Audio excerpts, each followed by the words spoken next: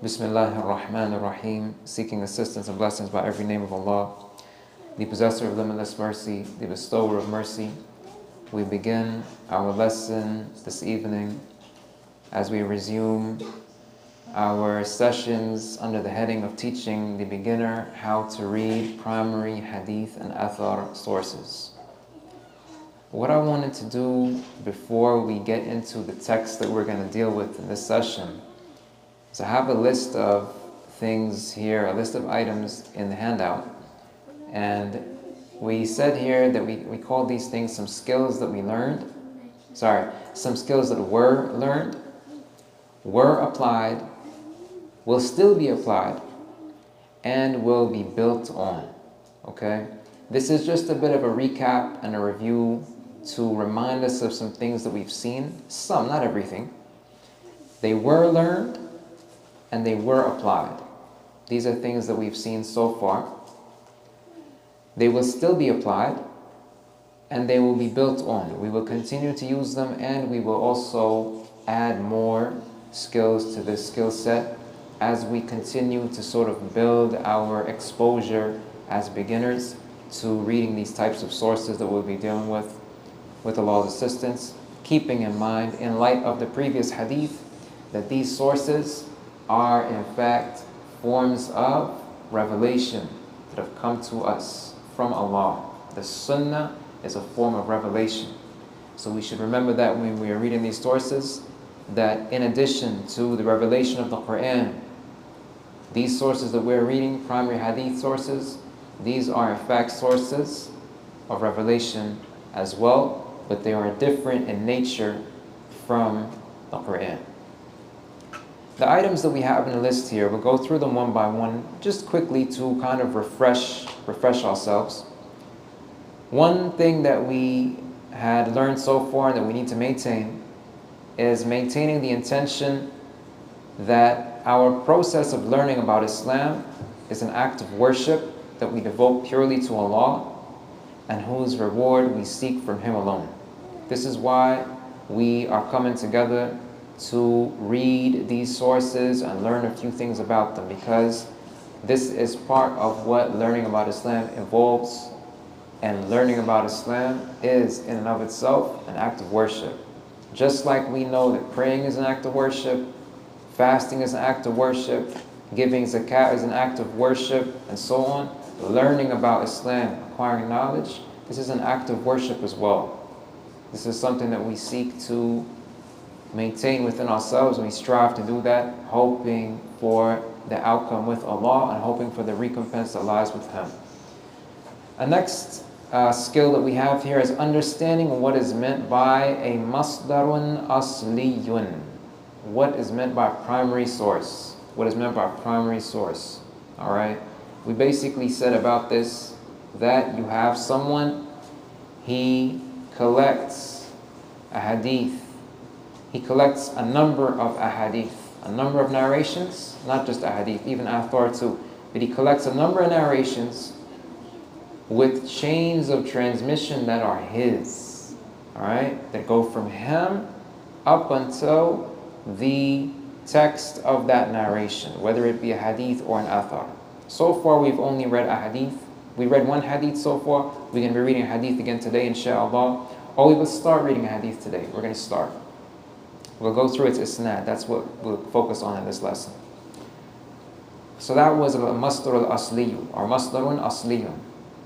Another thing is having an idea about some general types of hadith collections. Last time, or in our previous hadith, the one we read so far, wa alaykum as-salam wa rahmatullahi wa barakatuhu, the hadith we read so far, which book did we read it from again? Sahihu Muslimin. Good. Sahihu Muslimin. And Sahihu Muslimin is what type of hadith collection? It is a jami'. Good. Jami'un. And we said that the scholars, they mentioned that the jami', books of that category, they have a number, they have several types of, or several subjects they can say. So the Sahihu Muslimin, that book is, when you classify it as a type of hadith collection, it's called a jami'. The hadith we're going to begin reading today is from another type of book. and it's musnad. Al-musnadu or musnadun, that's the category of collection in which we will be looking at a hadith today, a musnad.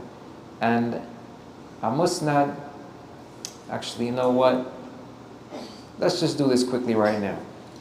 If you could please open the app, the Jami' al-Kutub al-Tis'ati. Just open the app. I hope mine opens. I think there was an update and I didn't install it. It's asking me to install it. No, okay, so I'll tell it. لاحقا من الإعدادات. Okay.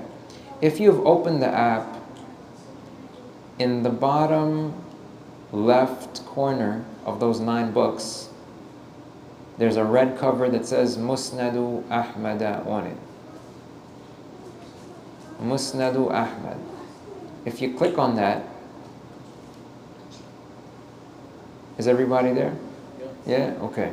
If you click on it and the screen opens up, there's still a little circle in the bottom left?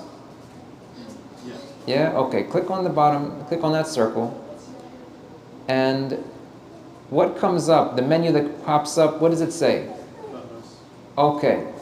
Fahrasul Kitabi. Please click on that one. Now, you see what this has here? These are the sections in which this book is arranged. So look what the first one says. It says what? Musnadu Abi Bakr as-Siddiqi radiyallahu anhu. The next one says what? Musnadu Umar ibn al-Khattabi radiyallahu anhu. The next one says Musnadu Uthman ibn Affan radiyallahu anhu. Then min akhbari Uthman. Then it says Musnadu Ali ibn Abi Talib radiyallahu anhu. Those first 4, who are they? Good. Al-Khulafa al-Rashiduna. Now you'll notice here, okay, let's back out of that. Let's open Sahihu Muslimin. Open Sahih Muslim and do the same thing. Go to that circle, go to Fahras al-Kitabi. But what do you see? Right. Kitab al-Imani, Kitab al-Taharati, Kitab al-Haydi, Kitab al-Salati, and so on. So, you see that Sahih Muslim is organized by topics, right? It's organized by topics. Let's go back to the Musnad. I'm just going to go back out to the main menu again. Click on Musnad. Let's go back to the same Fihras al-Kitabi. Now you see here, it says Musnad and then someone's name. And all these names that we see are who? Abu Bakr, Umar, Uthman, Ali. Okay, let's continue reading. Talha. Then who? Az-Zubayr ibn al-Awwami. And then who? Sa'd ibn Abi Waqqas. And then who? Sa'id ibn Zayd. And then who? Abdul Rahman ibn Auf. Well, not yet, right? How many did we do so far? Yeah. Let me just count up. We had Abu Bakr 1, Omar 2, Uthman 3, Ali 4, Talha 5, Az-Zubair 6, Sa'd 7, Sa'id 8, Abdul Rahman is 9. And then who? Abu Ubaidah. Okay, now you can say it's 10, right? Good. So those are actual, so now we see here that all of those people are what? In addition to them sharing the description of being that, yeah, they're Sahaba, right? So all of these people, and if we keep reading, there are more people here. Abdurrahman ibn Abi Bakr, Zayd ibn Kharijata. These are companions. So you see here, this book is not arranged according to topic. This book is arranged according to companion. Arranged according to companion. So this is the idea behind a musnad. The collector of this book, the compiler of this collection, he organizes the book by companion, such that he takes a hadith of a specific companion and makes that a section. then he goes on to a different section for a different companion. And that's how this book is organized. This is the idea of what a musnad is. All right? A musnad. It's not by topic, it's by companion. Okay. I just wanted us to have a look at that quickly, and I'll come back to our handout. So we said having an idea about some general types of hadith collections. If we don't know any more, at least by now we should know we had Sahih Muslim, which is a jami', and today we learn a musnad, and we just saw from the table of contents that a musnad is organized by companion. Okay. Now next, having a basic idea about, and also on that point there, we know that the musnad of Imam Ahmad, it so happens that the companions he chose to put first were those 10 companions, all mentioned by the Prophet ﷺ in one hadith as being individuals whom Allah will admit to Jannah. All right, those are the 10. Those are the 10 that he put first, and the 4 out of the 10 that he put first were the khulafa in the order of their reign as Khalifa: Abu Bakr, Umar, Uthman, and Ali. Okay. Next was having a basic idea about some books on hadith narrators, while also keeping in mind that a number of books about narrators begin with a section about seerah. Okay?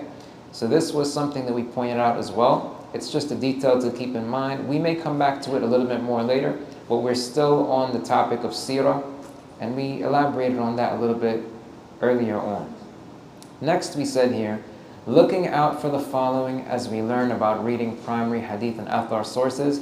These were some of the things that were pointed out in a couple lines, a couple verses of poetry that we had cited from our teacher, Sheikh Muhammad Ali Adam, may Allah have mercy upon him.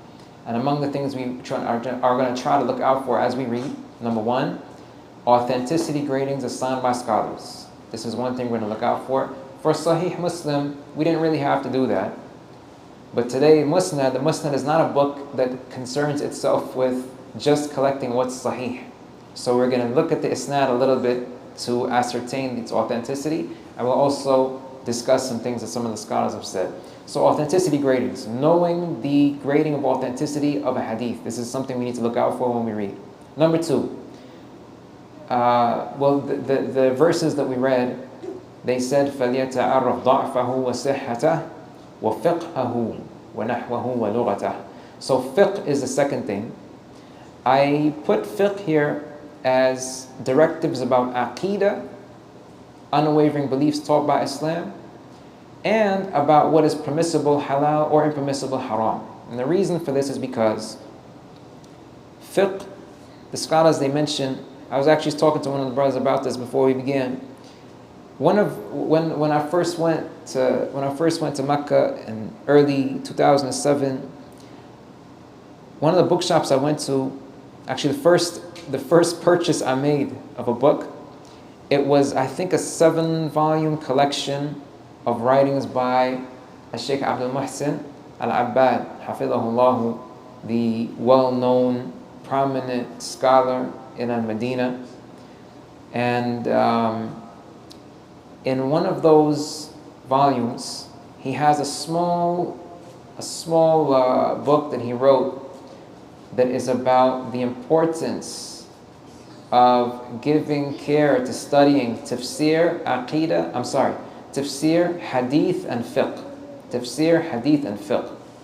And he explained that fiqh, when he's talking about fiqh, actually I should say too, he based that whole risala of his, that whole little book of his, around a comment of Ibn Hajar in Fath al-Bari at the beginning of Kitab al-Ilm. Right? Ibn Hajar mentions things there. But if you read what Ibn Hajar says, you will realize that he's talking about tafsir and hadith, but he also mentions things that are related to knowledge about Allah. That's aqeedah. That's aqeedah. And the Shaykh Abdul Muhsin, he mentioned in that book that fiqh, our understanding of fiqh should be what he called al-fiqh al-akbaru and al-fiqh al-asgharu. Al-fiqh al-akbaru, which is a book that's attributed to Al-Imam Abu Hanifa, right? Rahimahullah. May Allah have mercy upon him. And that's a field, that term is one that is related to aqeedah. the unwavering beliefs that we need to hold within ourselves. Not just what we commonly think fiqh to mean, halal and haram, what's permissible and what's not, right? Similarly, scholars too, they use the word sharia. When we think about the word sharia, generally we think about the same thing, fiqh, sharia. It's about tahara, salah, zakat, siyam, those types of things, mu'amalat and stuff like that. We generally don't associate that word by default with aqidah. But we have scholars, they use that word for aqidah. Anybody know of an example?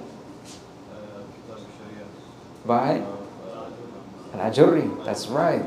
Kitab al-Sharia by al-Imam al-Ajurri.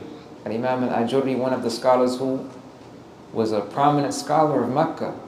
He spent the last 30 years of his life in Mecca, teaching and imparting the sunnah and the correct aqidah there. So his book is called Kitab al-Shari'ati. And the whole book is about what? Aqidah. The whole book is an aqidah book. It's one of the most wide-ranging early aqidah books that we have, right? So he used that word. So it shows you an example of the usage of a word that we might think about ahkam and halal and haram, where in reality, the scholars, they use that to talk about aqidah too. So when we think about fiqh, we want to think about both aspects. Fiqh, al-fiqh al-akbar and al-fiqh al-asghar. Aqidah and ahkam regarding our actions. Alright, so this is something else we look out for as we read. Number 3, correctly reading the endings of words and identifying what parts of speech they are in Arabic. Number 4, correct pronunciations and meanings of words according to the Arabic language. Number 5, resolving apparent inconsistencies. Number 6, names and other details about narrators. And number 7, all of the other knowledge contained in the ahadith that we read. So these are things that we talked about earlier that we can try to look out for as we read. Another thing was using the Jami' al-Kutub al-Tis'ati app to examine a few details about narrators. Remember, the ones we're focusing on now at this beginning stage are the name, the tabaqa, the location where the narrator is based, and Ibn Hajar's reliability grading, or Ibn Hajar's description in the case of companions that they put in the app from Taqrib al-Tahdhib. Okay? We are going to start looking, we didn't look at tabaqa that much before, I don't think, but we're going to make a note of looking at tabaqa from now onwards, inshallah. That's one of the lines in the biographical information in the app. So name, tabaqa, location where they're based. I think in the app they call that al-iqamatu, and Ibn Hajar's grading. There's more to know about narrators, but like I said, we're still kind of starting out. So this is what we're going to focus on right now. And we will, actually the next point is about that. Identifying lata'if, interesting features of chains of transmission by way of knowing the details in the point above. When we look at those details, we'll be able to identify features of the chain of transmission. We're going to see an interesting example about this tonight, inshallah. Another skill is knowing some general conventions to apply in particular situations when reading. Conventions to apply. One example we pointed out here is if you see haddathana fulanun, you're supposed to say qala in between, right? It's haddathana fulanun, qala, haddathana fulanun. So even though it's not written, when we read it out loud, when we verbalize that isnad and read it aloud, we have to say qala in between. This would be the appropriate way to read it. That's conventions to apply when reading. Another thing about conventions we said is taking note of conventions that various scholars have when they use particular words. And remembering that conventions used may have developed and changed over time. Remember a convention of a particular scholar that we talked about before? Anybody remember? He was a narrator in the isnad of our first hadith. Anybody remember who it was?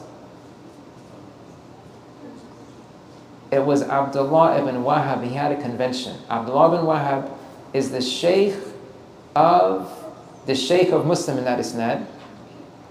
He was a sheikh of Abu Tahir, and he had a convention. Anybody remember?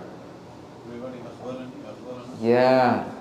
Abdullah ibn Wahab convention is saying me, I'm not saying everybody else, but me, when I tell you akhbarani, it means this. When I tell you haddathani, it means this, and so on, right? Otherwise, not everyone used that convention. Not even people in his time used that convention, let alone anyone before him. They were the same. These are just words used synonymously. But Abdullah ibn Wahab had a convention that he used, and some scholars use that convention too after him. Not everyone, but some. So remembering that some scholars have convention they use, and remember that these things may have developed and changed over time. So just because a convention happens in one time, don't think that it must have applied to all the time before, because it didn't. It didn't. So this is something to keep in mind too. We will point out conventions, some of the conventions that some scholars have as we come across them. Another item was trying to keep Arabic grammatical terminologies in Arabic rather than think about them in terms of English equivalents. We talked about that, ismun, fi'lun, harfun, and we talked about that a little bit. So we'll bring up these terms as we read a little bit every now and again.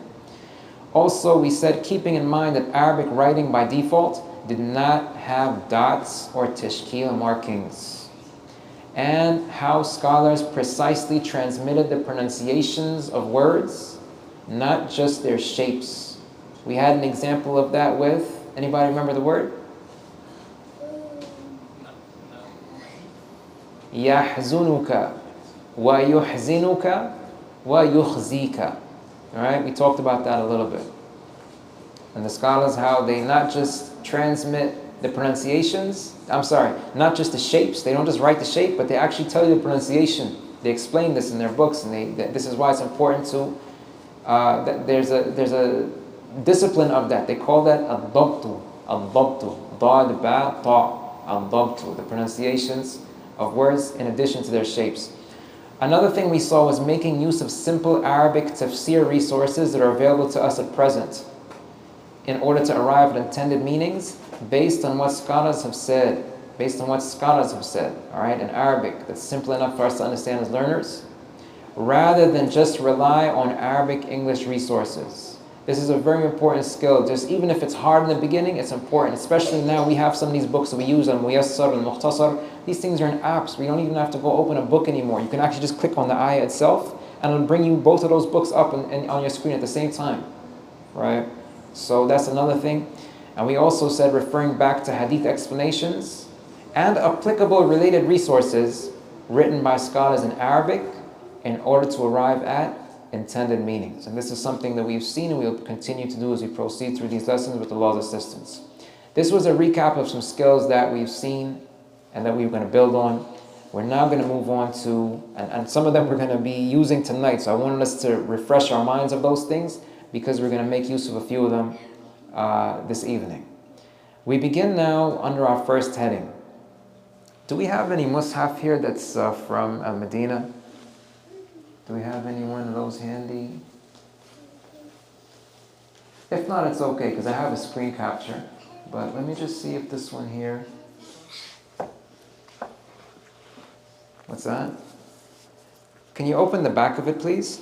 Go to what comes after Surah An-Nas? Yeah, this one is appropriate here too. Is anything after it?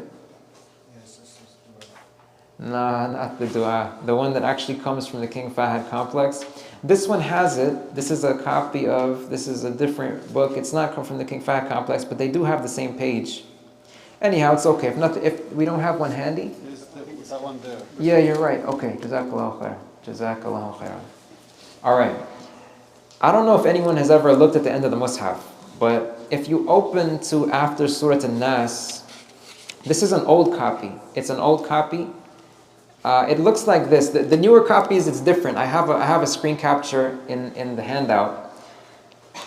This page here, this is an old, like this mushaf is from, this is from the King Fahd complex, but it's old. They've changed things a little bit. This one is from 1413. 1413. That was what? That was 36 years ago, huh? So there's some, the one I have here, I think is the most recent copy they have out. We'll have a look at that, but I just want to tell you, it's from this, if you open this mushaf, right after Surah An-Nas, the page that you're going to see in the handout, it's from there, in a current copy of the mushaf from the King Fahd complex, alright? So, we want to begin by saying here, something at the back of the mushaf related to the hadith that we will begin to discuss during this lesson. There's something at the back of the mushaf, that page right after Surah An-Nas, in the mushaf from Al-Medina, that's very intricately connected to what we're going to start discussing tonight. Now, I have a note here which I said that the scripture called al-Qur'anu, the Quran that Allah sent down in the Arabic language, has been preserved and transmitted with several qira'at. Somebody asked about this some weeks back. I'm not sure if the brother's still here, but this came up. And so yeah, we said that the Quran has been preserved and transmitted with several qira'at. And this is a term that's perhaps commonly rendered into English as modes of recitation. Modes of recitation. These qira'at have a lot to do with the way that words are pronounced, what tashkil is used, what dots are used, even where you stop, where you pause and resume from. Even something like whether the basmala is that an ayah of the surah or not, and things like this. So qira'at, in a broad sense, it covers these things, but if you wanted to get in a really technical sense, they generally say it's about the pronunciations of the words. It's about the pronunciations. Now anyway, we'll go generally in English. You probably heard this term before. They call it modes of recitation. So we have a question before we get into this. We said here, what's the term commonly used for referring to the mode of recitation that most of us use when reciting the Quran? There's a term for that. Does anyone know what it is? What's that? Riwayah is a word that's used, but I'm looking for the mode that most of us use when we recite the Quran. It's called something. What? Hafsun an asimin. Good. Hafsun an asimin. Alright. So that's what we use and what we hear around us in the majority of cases. Hafsun an asimin. Or as the brother said, if you want to put a sukoon on the end, hafs an asim. No problem. We'll accept that for now. Let's look at the first picture. This is the equivalent of this page here. The page right after Surah An-Nas. If you open up a current copy, and the text there is pretty much the same as what's written here. It is the same text written here in the first paragraph, just the appearance is a bit different, and they put more tashkil on the one I have in the handout. But it's the same thing. That paragraph anyway. There was some of the rest of the stuff at the end might have been altered. Not altered, astaghfirullah, I shouldn't say altered. Modified or updated based on different things that they might use and different information they chose to include at the back there. But what this thing tells us is how this mushaf and this way of pronunciation and reading came to us. Alright? So I'm going to read this out in Arabic here. It says, كُتِبَ هَذَا الْمُصْحَفُ الْكَرِيمُ. Actually, you know what? Can somebody just follow along here? Even though this is an older copy, can somebody follow along and make sure this is the same as I read it out? Can I? Okay. Jazakallahu khair. It's the first paragraph on the page. It's on the right side. كُتِبَ هَذَا الْمُصْحَفُ الْكَرِيمُ وَضُبِطَ عَلَى. There is no karim here. No kareem there. Okay, no problem. وَضُبِطَ عَلَى مَا يُوَافِقُ رِوَايَةَ حفص بن سليمان بن المغيرة الأسدي الكوفي. And we're going to count the people too. That's one person we just read. His name is Hafs ibn Sulaiman. لقراءة. Now we're going to read a second person. عاصم ibn أبي النجود الكوفي التابعي. عن. Third person. أبي عبد الرحمن عبد الله بن حبيب السلمي. Those are three people. We're still in line? Yep. Yeah, okay. Now, عن. Person number 4. عثمان بن عفان. Person number 5. وعلي بن أبي طالب. Person number 6. وزيد بن ثابت. Person number 7. وأبي بن كعب. عن النبي صلى الله عليه وسلم. That match? Okay, so it's the same. Just they added the word al-Kareem in the newer copy. Okay.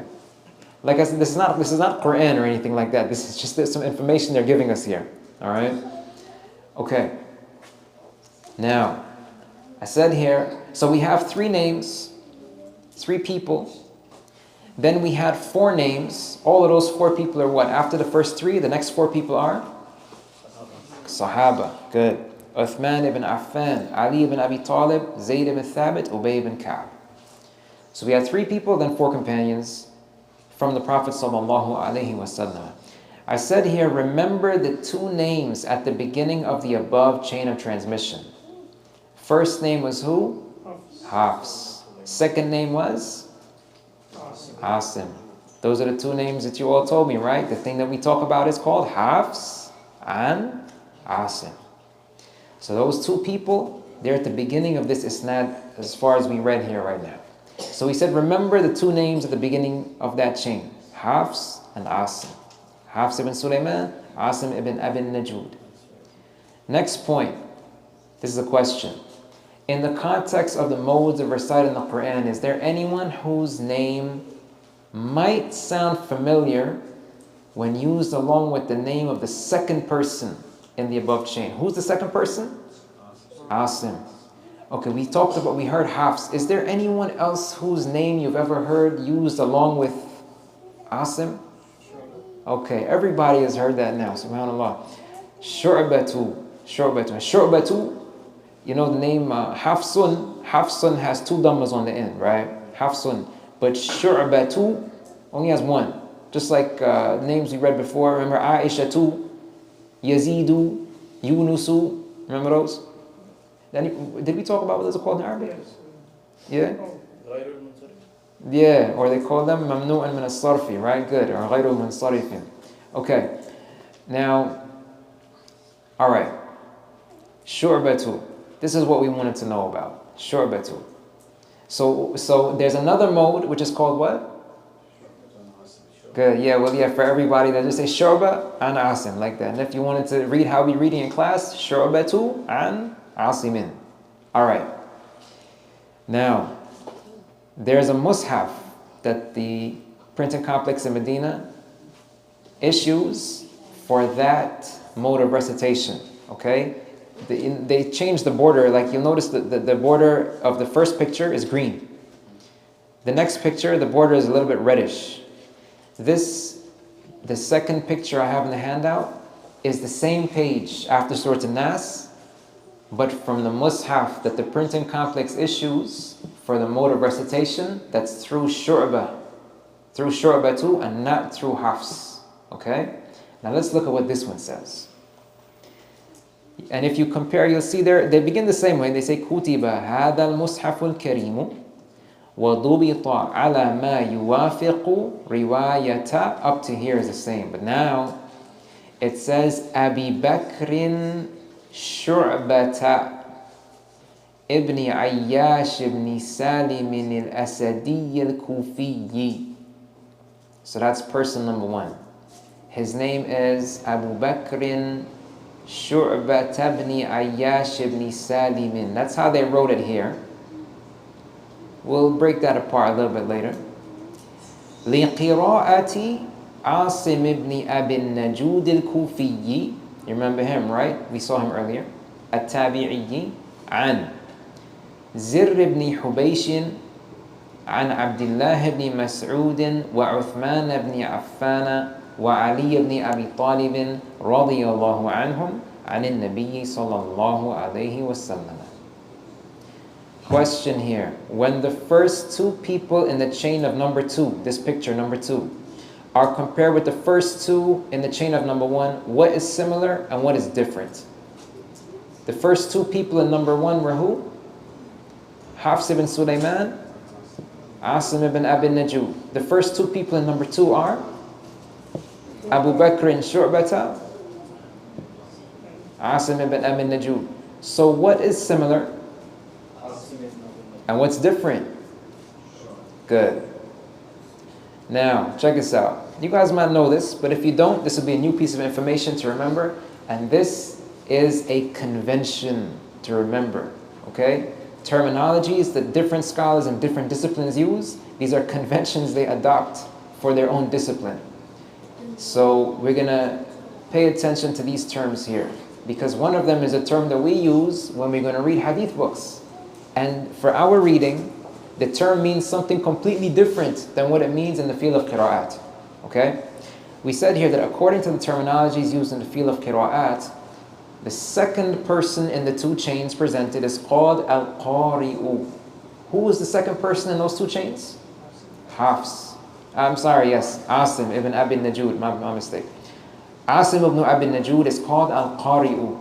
Al-Qari'u, okay? And the first person is called al-Rawi.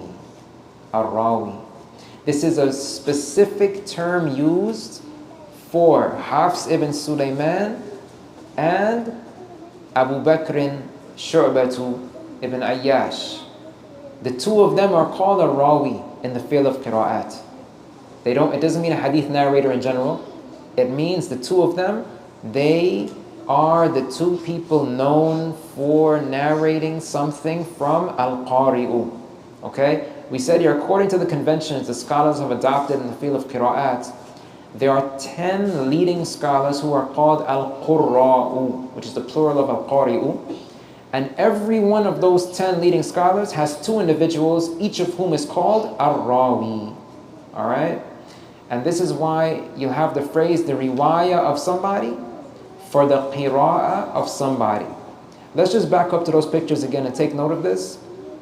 You see how in the green one, the first picture, it says here at the beginning of the second line, it says riwayata Hafs and so on. And you see the second line, the third line, the second word in the third line says liqira'ati Asim. See that? Riwayatu Hafsin liqira'ati Asimin. Let's go down to the next picture. See this one again, same places.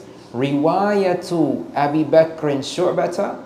Skip down to the next line. Liqira'ati Asimin. Okay?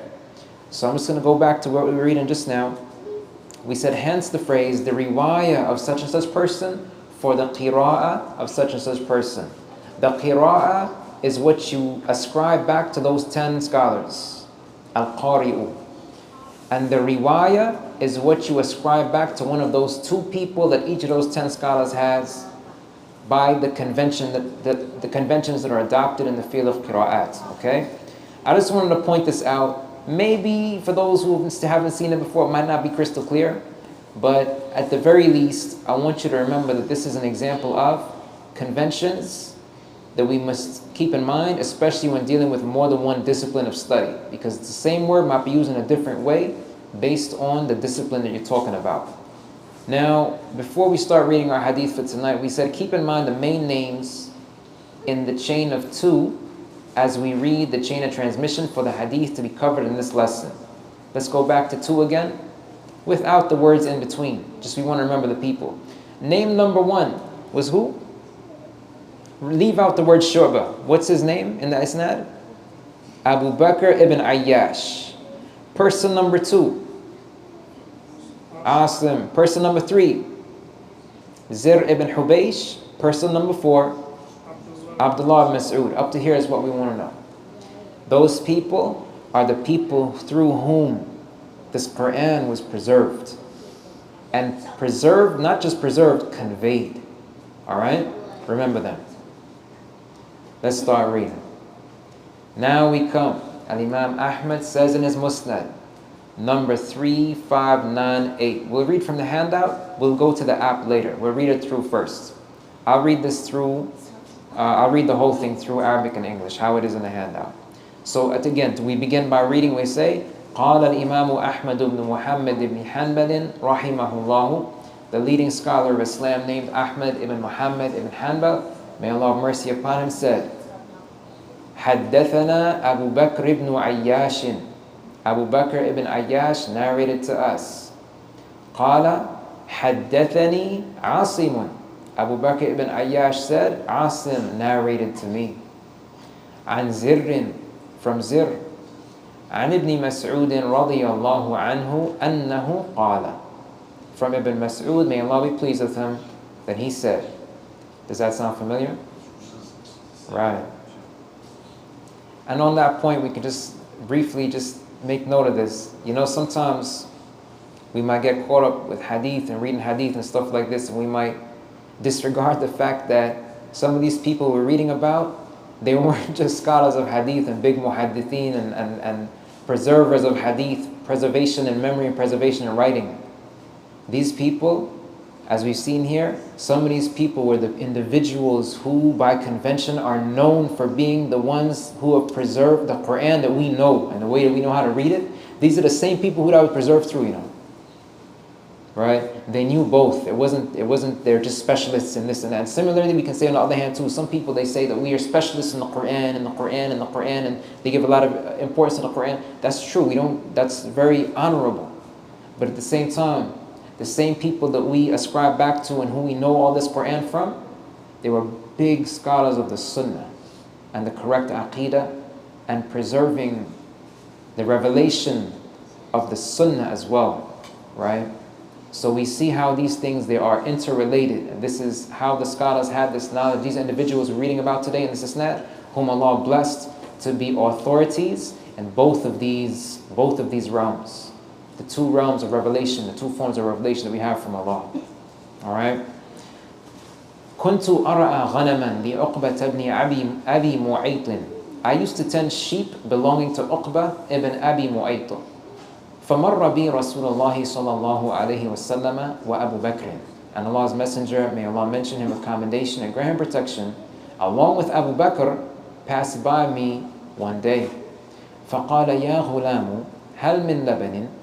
Allah's Messenger, may Allah mention him with commendation and grant protection, inquired, young man, is there any milk?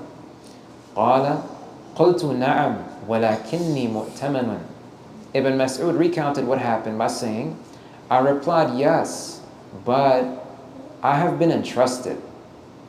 قال فهل من شاة لم ينزو عليها الفحل. Allah's Messenger, may Allah mention him with commendation and grant him protection, then inquired, is there among these sheep any ewe with which a ram did not mate? فأتيته بشاة فمسح ضرعها فنزل لبن. This is Ibn Mas'ud talking here. Again, in the conventions, we could add the word qala here and it wouldn't be wrong. If we said qala فأتيته بشاة, that would be okay. Ibn Mas'ud is talking, he says, I then brought him one such ewe. He stroked its udder, and milk started coming down from it. فَحَلَبَهُ فِي إِنَاءٍ فَالشَّرِبَ وَسَقَى أَبَا بَكْرٍ. He milked it into a vessel, and then drank from it. He milked it into a vessel, and then drank from it, and gave Abu Bakr to drink as well. ثُمَّ قَالَ لِلضَّرْعِ اقْلِصْ فَقَلَصَ. He then said to the udder, retract, and it retracted. قال ثم أتيته بعد هذا. Ibn Mas'ud added, I went to see him after that incident. فقلت يا رسول الله علمني من هذا القول. And I said, Messenger of Allah, I would like you to teach me some of this speech, meaning the Quran. We included that in brackets here. We'll talk about why we did that in our next lesson, inshallah. But that's what this speech, هذا القول, it's referring to the Quran. قال فمسح رأسي وقال. Ibn Mas'ud continued recounting. He then stroked my head and said, يرحمك الله فإنك غليم معلم. May Allah continue to grant you His mercy, as you are certainly a beloved young man whom Allah has inspired to acquire knowledge of His religion. This is our second hadith that we're going to be reading. But tonight, inshallah, we're going to just talk about things related to the chain of transmission, because trying to take that on along with details of the hadith will be a little bit beyond what we can cover in one session. So let's go back now, and we're going to have a look at the chain of transmission. And let's look at this first here. We have some things in red. The things in red are what we added that are not in the actual text. If you open the musnad, you'll only see what's in blue. Whether in the print copy or in the app, you'll only see what's in blue. We added what's in red because these are things that we have to say, or this is the way we read according to convention. So we began by saying, قال الإمام أحمد ibn Muhammad ibn Hanbal rahimahullah. The leading scholar of Islam, named Ahmad ibn Muhammad ibn Hanbal, may Allah have mercy upon him, said, we added that. حدثنا Abu Bakr ibn Ayyash, Abu Bakr ibn Ayyash narrated to us, that's in the book. Then in the book it says, حدثني عاصم. So here by convention we will insert قال to mean that Abu Bakr ibn Ayyash said, حدثني عاصم. Asim narrated to me, عن زر عن ابن مسعود. Now in the actual book it says, عن ابن مسعود قال.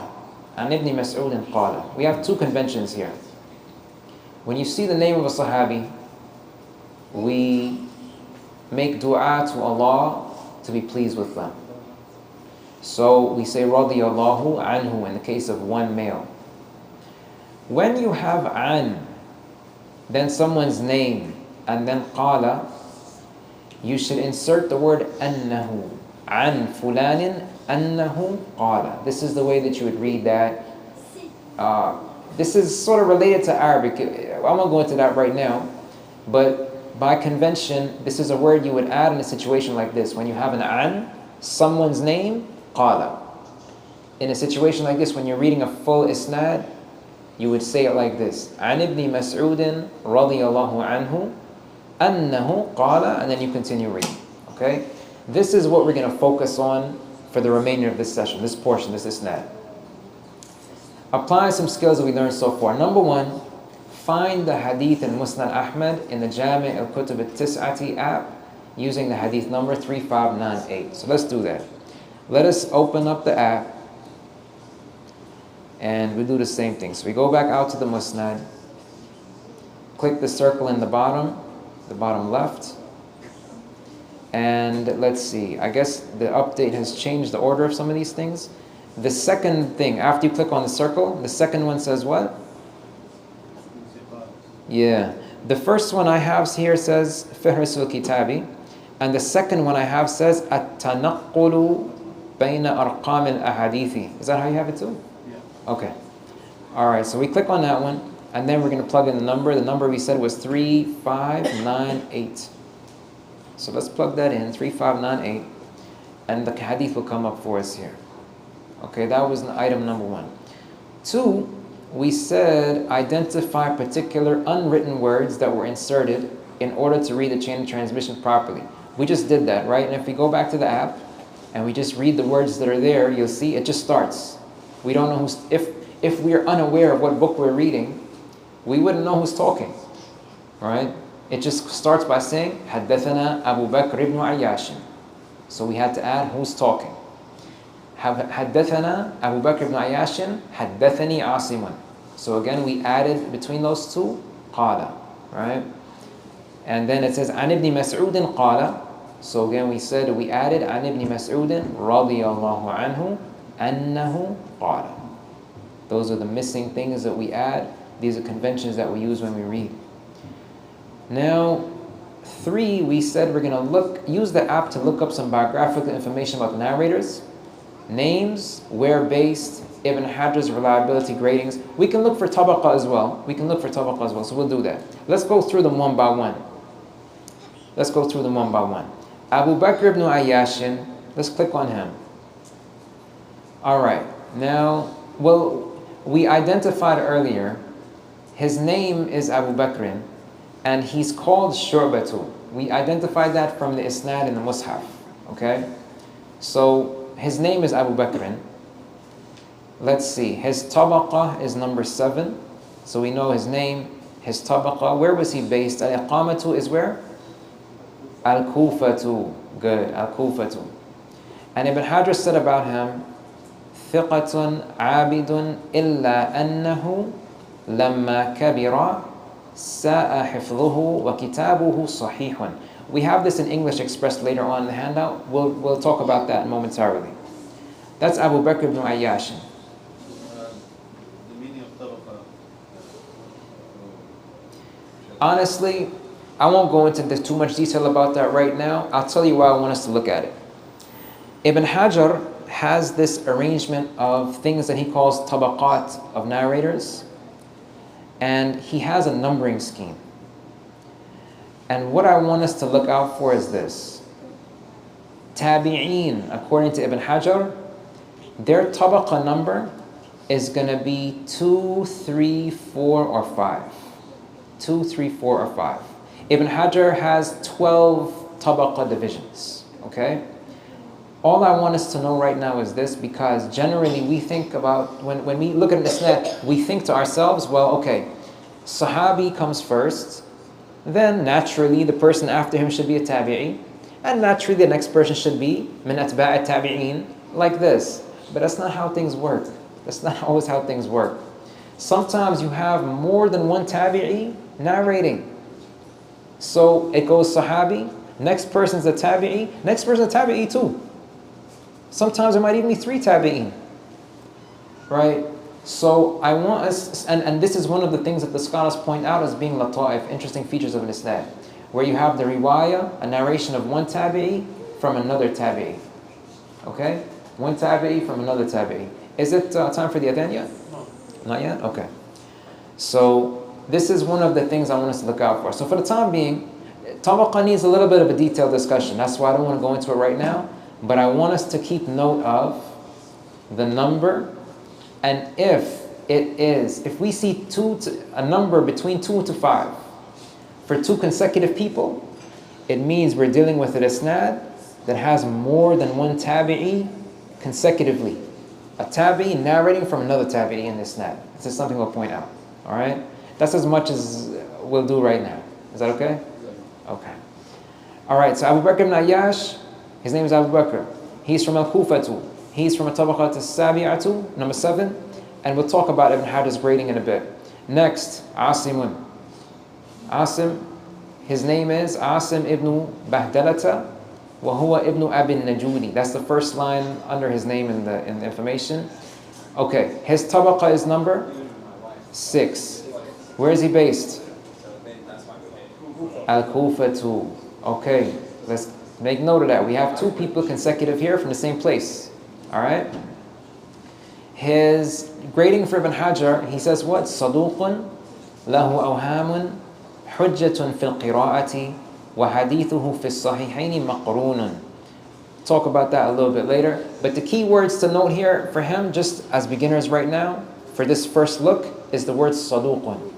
Okay? Abu Bakr, he was thiqatun. Zir, what's the deal with him?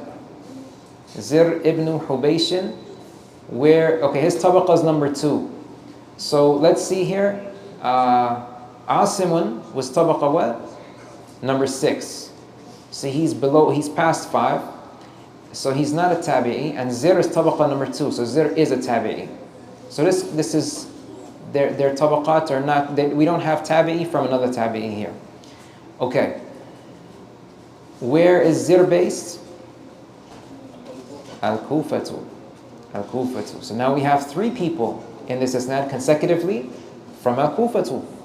Let's just see quickly, what did Ibn Hajar say about him? Thiqatun jalilun mukhadramun. Mukhadramun. We'll talk about this word shortly. But again, here the key idea is thiqatun. And then who do we have? Abdullah ibn Mas'ud radiyallahu anhu.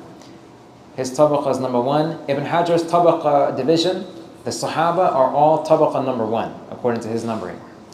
Where is Ibn Mas'ud based? Al-Kufatu. So check this out. We have an isnad from the beginning to the end. From the beginning to the end. All the narrators are based in one place. This is the place they're known for being. And in Arabic, the scholars will say that min lata'if al-isnad, one of the lata'if, interesting features about this isnad, is that this is musalsalun bil-kufiyina. That's how they will describe this. Musalsalun bil-kufiyina. That you have all of the narrators in the isnad consecutively based in this place called Al-Kufatu. All of them, from beginning to end. Okay? Alright, now let's flip back to the handout.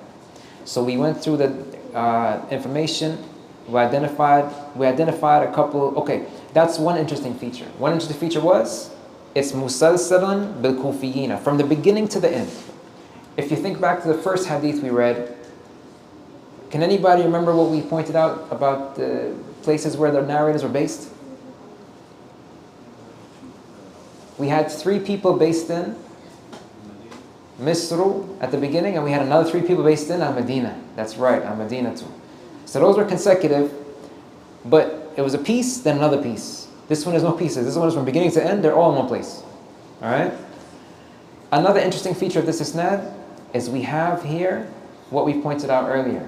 This isnad is the same isnad you're going to find in the Mus'haf for the riwayah of Shu'bah, for the qira'ah of Asim. It's the same isnad, right? The exact same isnad. We had Shu'bah from Asim, from Zir bin Hubaysh, from Abdullah bin Mas'ud. Okay? So it contains them, it contains imams, people whom Allah blessed to have used them to preserve His book for us. Alright? These are the people in the same isnad of this hadith that we're reading. Okay, now we want to have a discussion of the term used by Ibn Hajar to grade the reliability of the narrators. We're going to go through this a little bit because we want to arrive at what's the grading of the isnad, the authenticity. This is not a sahih book anymore, remember. Sahih Muslim is. This is a musnad.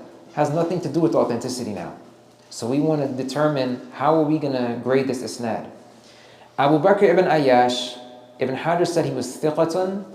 We talked about that word already. A narrator of sound integrity and strong retention.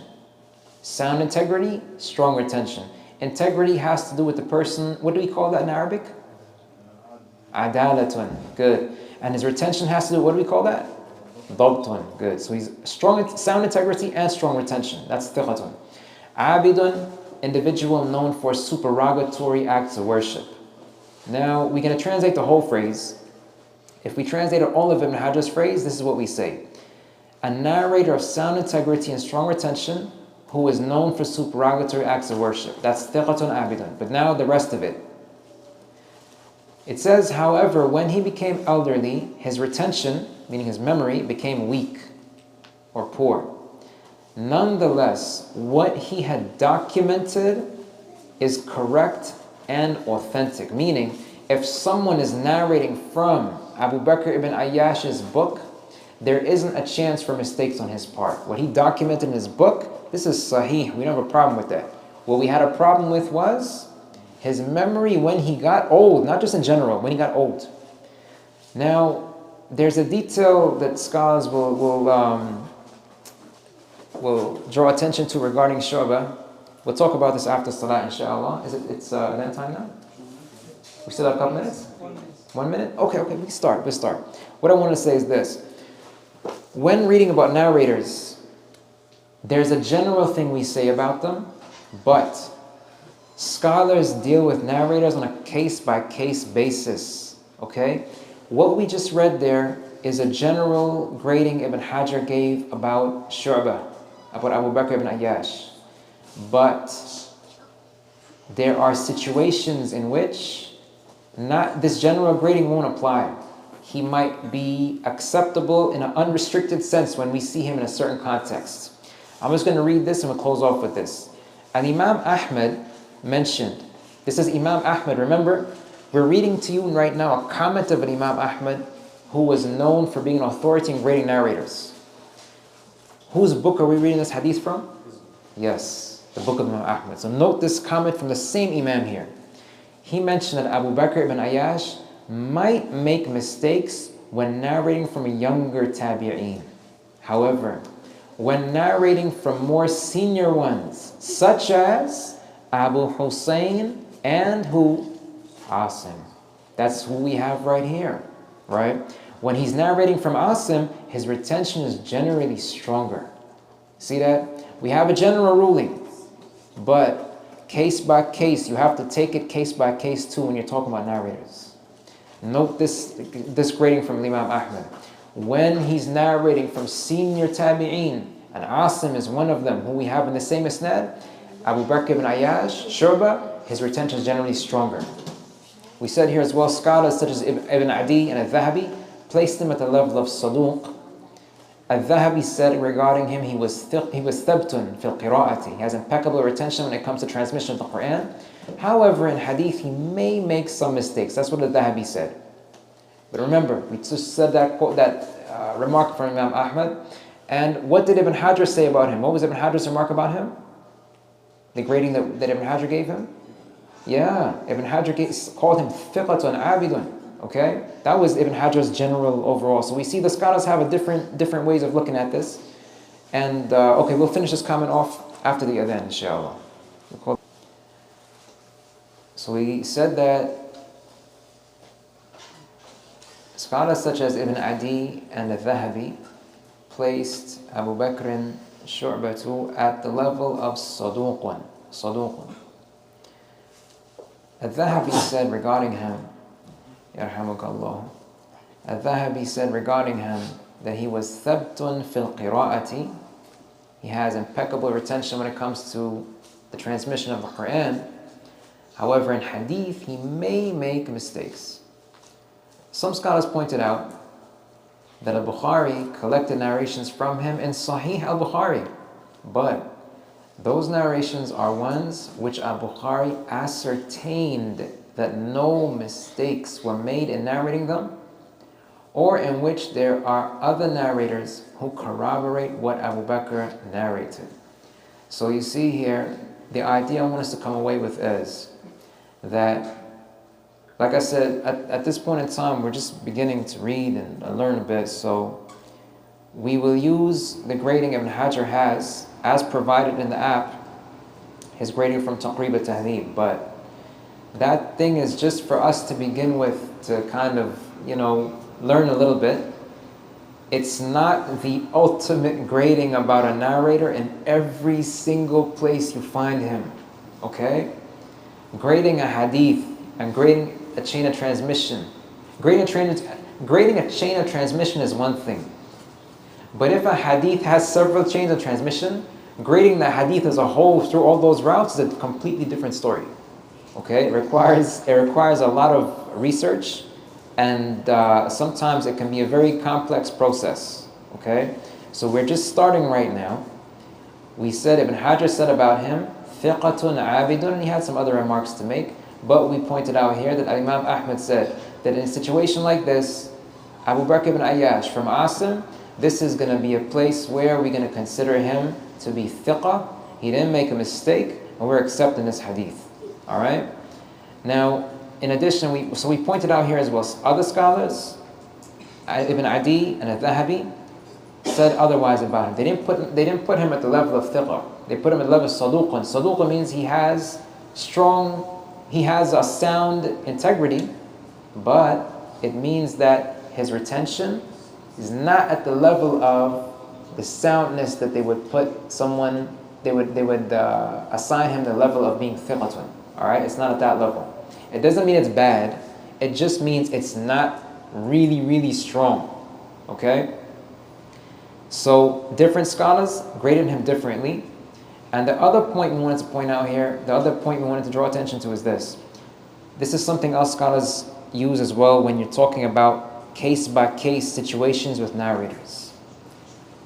We might come across, okay, let's say we didn't use Ibn Hajar. We saw al-Dhahabi. Al-Dhahabi has a book too where he gave a short grading for narrators in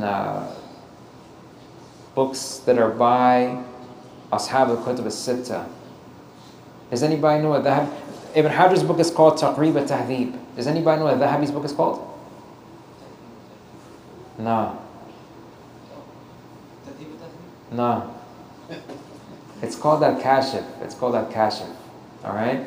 Dhahabi has a book like this too. Same concept. Really short grading for the narrator without going into details. Dhahabi has several books.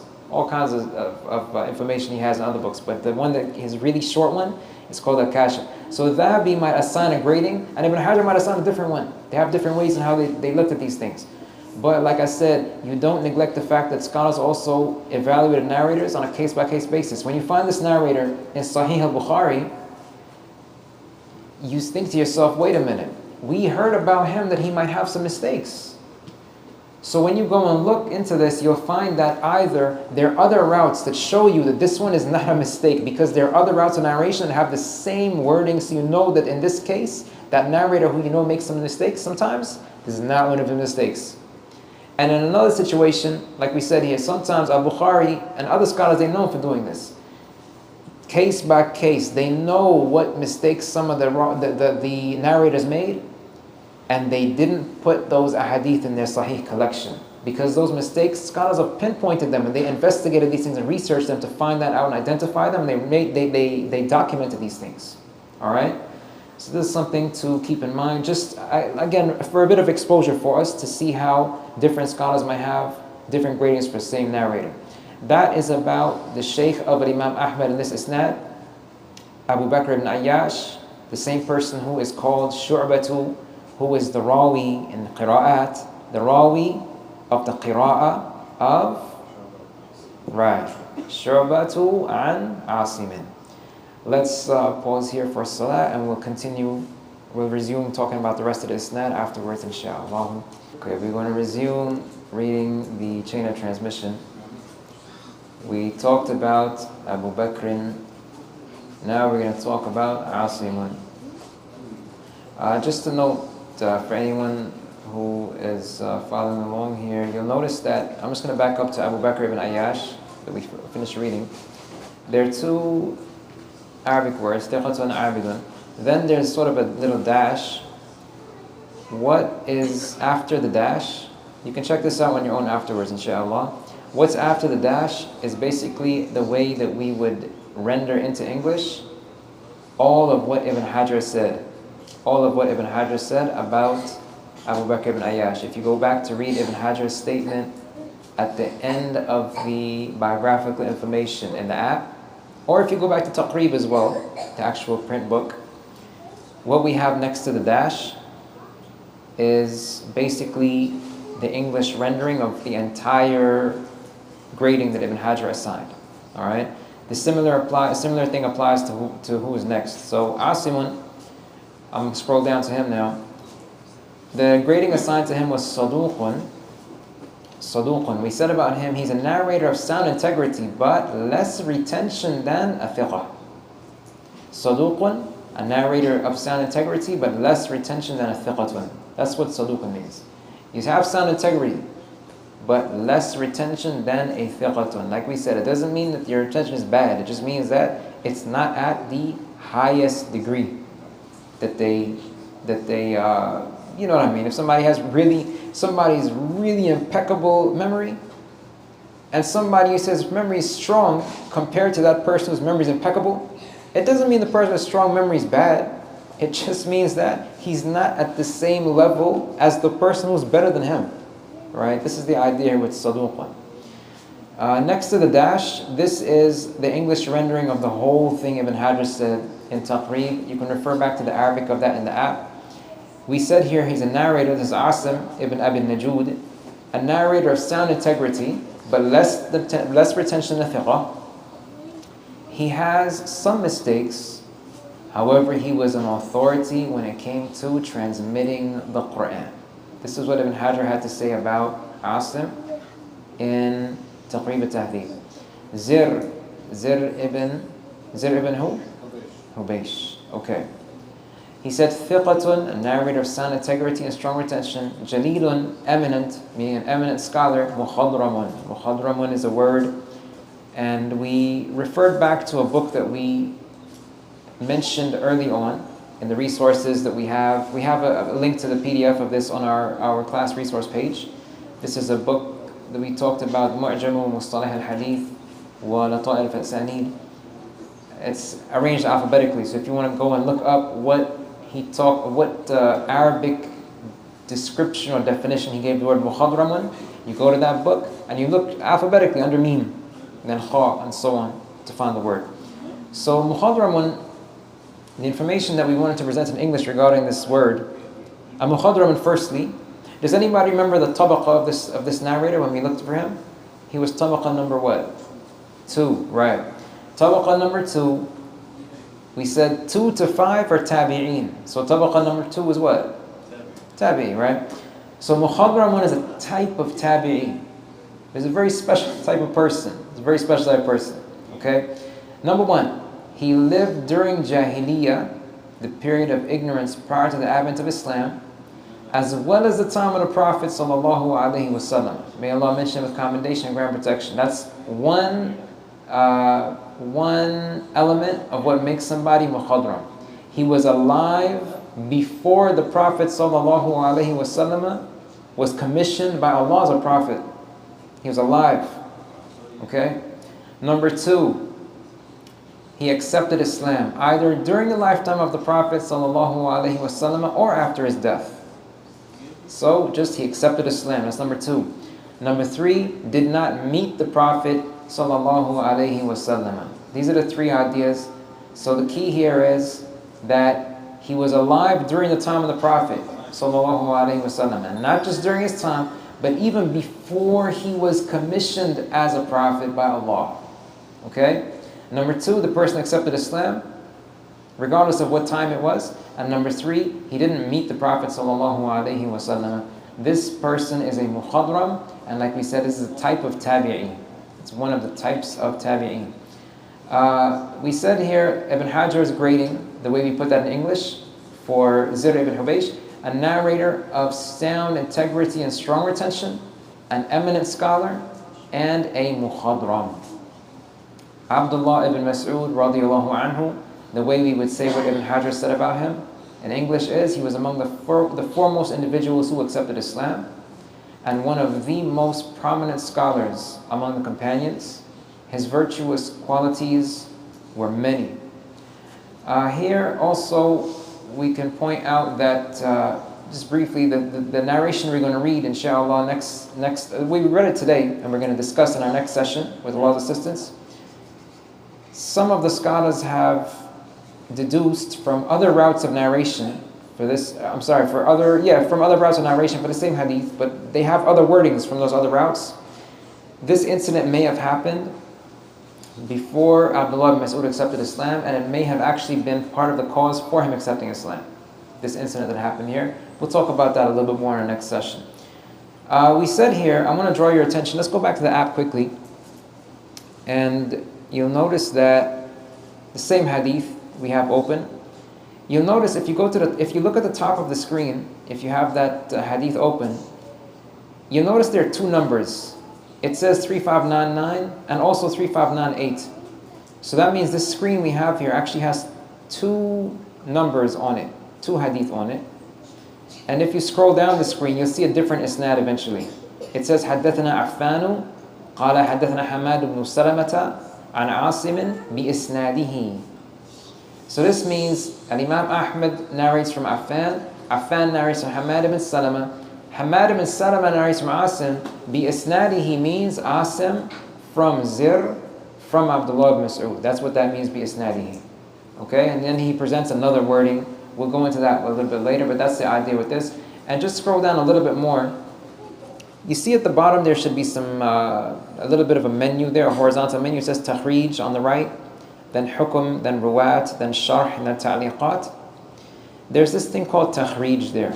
This app, what it allows you to do is, it allows you to find other instances of a hadith or parts of the hadith in other books. So if there are parts of this hadith, the whole hadith or portions of it, in other books among the remaining 8 out of these 9 books, it'll come up in this list. So you'll notice here they have Musnad Ahmad number 4412. I'm not going to go to that right now, but this is another instance of where this hadith can be found in the Musnad of Imam Ahmad. Okay? So I just wanted to point out that there's this takhrij feature. We might come back to it a little bit later on, inshallah. I'm just going to go back to the handout here. And we said here in note that in the app, narration 3599 appears below 3598 on the same screen. And Imam Ahmad presented the same hadith in his book, this Musnad, from a different route and with a slightly different wording. The wording presented in 3599 is summarized. Okay? It's summarized. If you open 4412, that's the one in the Takhrij option, you'll see the full wording from that same route, from Affan, from Hamad ibn Salama. We're not going to go into that right now, but what we want to say is this. 3599 has the same isnad as 4412, but 3599 is short and 4412 is big, it's longer. So what we want to point out here is this. It's possible that Imam Ahmad heard a summarized version from Affan at some point in time, and heard a full version with slightly different wordings at another time, and Allah knows best, okay? Scholars didn't always hear the same hadith. They didn't hear one hadith just once from a particular sheikh. They might have heard it more than once. And they might have recorded it each way they heard it. These are not discrepancies or inconsistencies. This is actually part of the precision with which they recorded the sunnah. It's not an inconsistency. And you have to remember, these people, their lives were filled with knowledge and preservation of knowledge, and using that knowledge to draw near to Allah and worship Him. So they would have heard the same hadith from the same sheikh of theirs in different gatherings. The sheikh says, okay, this gathering will narrate to you a hadith such and such, let's go. The sheikh starts narrating to them, and they're writing. Or for those who memorize, they're memorizing, and they write after. Then the sheikh on a different time, on a different occasion, maybe even narrating to them a different set of hadith he has. It so happens this same hadith is in another set of hadith. He narrates to them on another occasion, and some of the same people from the first gathering and their other gathering. So they recorded from him twice. And maybe the wording might be a little bit different. And it's not the sheikh mixing things up. This is actually the way he received it from, who he narrated it from. Okay? So this is something we want to point out, and this is an idea that we might come across later on. We said here as well, note that in Hadith 3599, the chain of transmission says, An Asimin bi isnadihi. We explained that just now. It basically means from Asim, from Zir, from Ibn Mas'ud. That's what bi isnadihi. Now the authenticity. What did we say here? We said this is what we're going to conclude with. We went through all of that to arrive at the authenticity. Now, remember what we said generally speaking about those narrators. Abu Bakr ibn Ayyash, we said about him, just in short, is what? Thiqatun. Okay?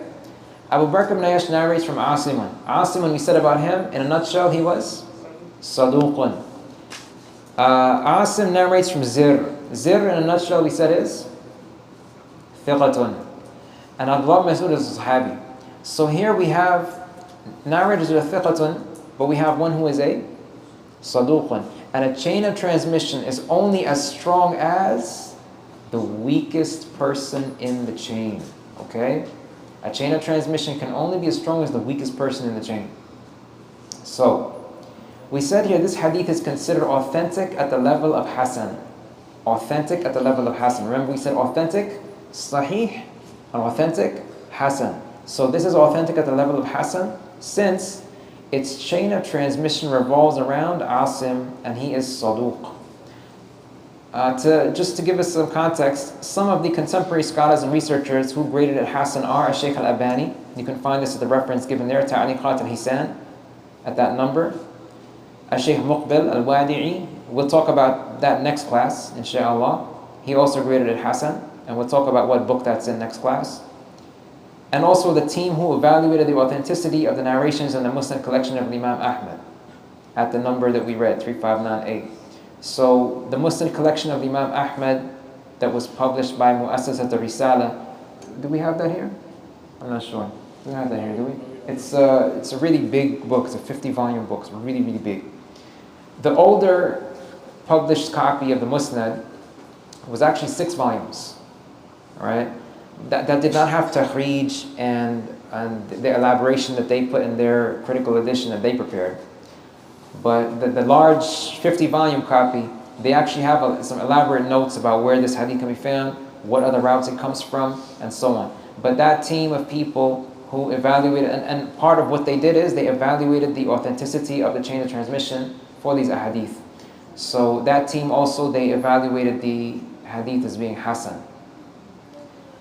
Among earlier scholars, there are a couple there, but we just mentioned the contemporary ones because these are ones whose books are accessible to us most of the time.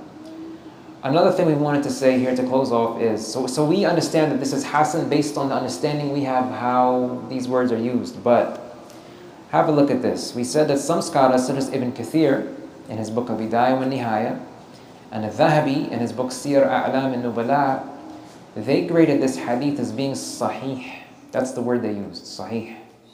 So we might wonder about this. Some people might come along and say, oh, wait a minute, no, it has Asim ibn Abi Najud in it. He's Saduq, so hadith is Hasan. We know that. So the other scholars, they might have just been a little bit lenient and loose in how they're using the word. You know what I mean? that's not a really good way to look at things, okay? That's not, looking at scholars like if they're loose and lenient, they don't know what they're talking about, honestly, it's a very disrespectful thing to do, especially to imams of Islam like these, all right? What we wanted to point out is this, again, just as for us as beginners, as for exposure to this idea, and for us to think about this if we haven't thought about it before, we said here, it's possible that they were using that term to mean that the hadith is authentic in general, even if at the level of Hasan. Just like how we say, when we write in English, we say authentic at the level of Sahih, authentic at the level of Hasan. These scholars, when they say something Sahih, they might have been using it to mean just like how we're calling something authentic. It doesn't mean fulfilling the absolute criteria of being Sahih. It just means it could be Sahih or Hasan. Alright? Not necessarily that it satisfies the criteria that scholars have stipulated for being authentic at the level of Sahih. This usage of the term Sahih can be found in the statements of scholars, and it's not something that necessarily contradicts anyone else or reflects any sort of lenience or lack of knowledge. Allah knows best, okay? I wanted to, Daniel, go ahead. Is it possible that they regarded like the weakest link in the chain as thiqa, so that's why they regarded the hadith as I'm not so sure because they didn't, as to the best of my knowledge, they did not grade Asim thiqa. And not only that, they even graded other people saduq, like a Dhahabi, okay? So Allah knows best. I know what you mean, but in this specific situation, I don't think so. Alright? Allah knows best. Could they mean Sahih li ghayri? Could it mean Sahihan li ghayrihi? Definitely. Definitely. Because Sahihan li ghayrihi means you have several things that are Hasan. So that might be an instance of that, right? Definitely. But we just wanted to say that sometimes if you ever come across this in works of older scholars, and even some contemporary scholars, sometimes even in Shaykh al-Albani's writings and his Sahih and stuff, you might see he says something Sahih. Sometimes there are instances where Allah knows best, it looks like he's talking about this meaning right here. It's not necessarily authentic at the level of Sahih. He just means that it's not da'if. It's not da'if. Okay? So this is something to keep in mind about how scholars use this term. It doesn't mean the scholars are lenient or lax or confused or anything like that. Okay? Allah knows best. We wanted to conclude with that. And inshallah we'll wrap up tonight's dars here. And we will talk about the matan. We finished the isnad tonight. It's Hasan to us, authentic at the level of Hasan. And inshallah next class we can talk about the matan with Allah's assistance and by His favor. And Allah knows best. وصلى الله وسلم وبارك على نبينا محمد وعلى آله وصحابته ومن تبعهم بإحسان إلى يوم الدين. May Allah grant commendation, protection, and blessings to His worshipping servant and messenger Muhammad, as well as to the messenger's family, companions, and all who continue following their path. Subhanaka Allahumma bihamdika. O Allah, you are perfect in every way. And we praise you. Ashhadu an la ilaha illa anta. I testify that none has the right to be worshipped except you. Astaghfiruka wa atubu ilayk. I seek your forgiveness and I repent to you. Assalamu alaikum wa rahmatullahi wa barakatuhu. May Allah bestow upon all of you His protection, His mercy, and many of His blessings.